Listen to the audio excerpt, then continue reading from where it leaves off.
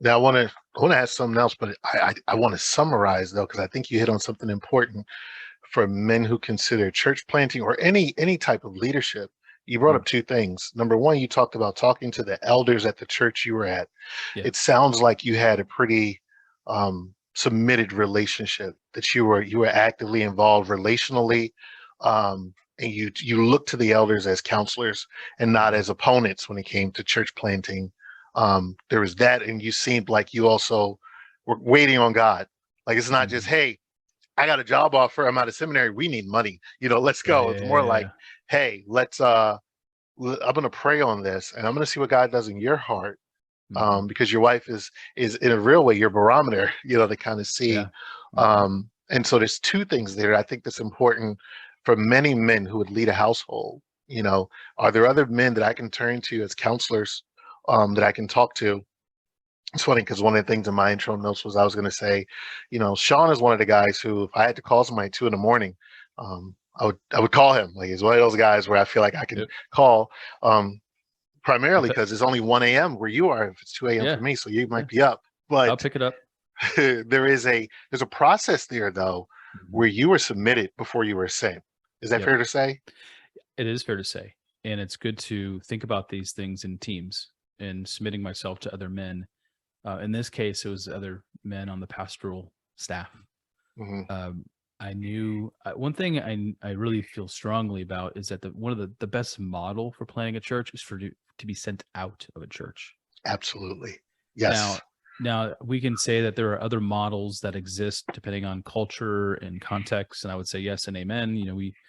The missionary who goes overseas, that's just a very different way to plan a church. Yeah. I think in the United States, generally speaking, you're able to have that submissiveness when it's a local church who's saying, yes, this is part of our identity and we're going to go do it. So we're going to send out one of our guys, one of our pastors. And we know what that, and in this case, about 20 people came with us to Iowa. Oh wow, I didn't know Yeah. that. Okay.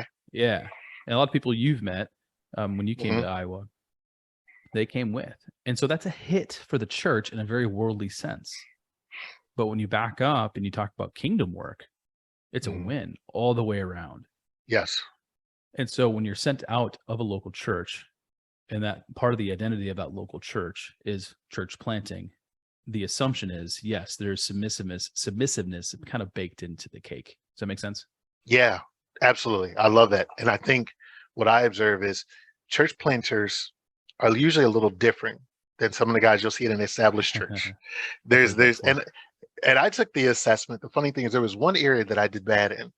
And I Mm, remember another guy, Watson Jones, who I think is at Compassion in Chicago now. He said, you know, they have a certain cookie cutter template, and the way they assessed you, they just didn't know you were black and in the ghetto.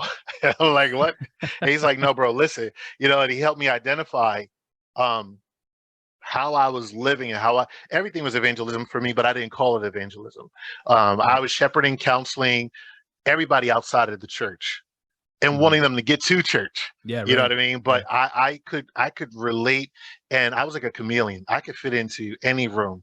Mhm. I had done a lot of sales in the background. I was a director of sales Yep. somewhere, Sure. but I fit in. I'm naturally inquisitive about everybody.